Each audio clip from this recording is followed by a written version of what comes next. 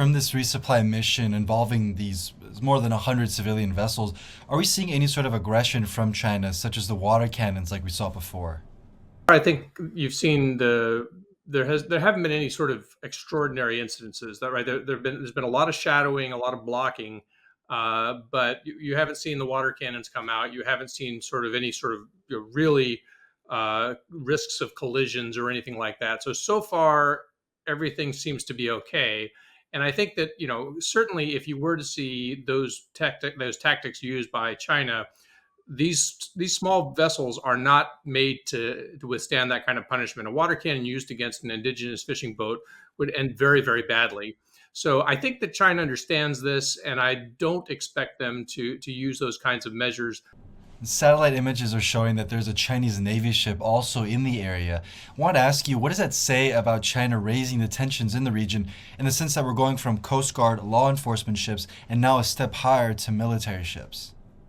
Well, so I mean, I think the gray ships, as we say, the Navy ships, are staying a little further away, and this is kind of typical. And actually, to be fair, there is a Philippine Navy ship in the area as well, but again, staying on the horizon or even over the horizon. So I think that there is kind of a general understanding that you don't want to bring those in if you don't have to. But I think there is a sense on both sides that what they have to do is at least have them in the area. And Ray, I want to ask you about these reports about China trying to build another artificial island. How concerned should the Philippines be, and what can we expect going forward? The Philippines has been worried about this for a long time.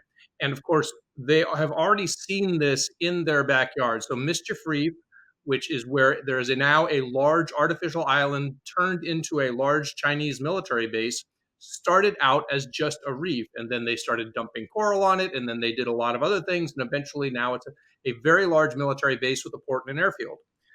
Closer to the Philippines is this, we call Second Thomas Shoal, where that rusty Philippine ship is that they've been having so much trouble resupplying through another Chinese blockade. Well, even closer to the Philippines is Sabina Shoal.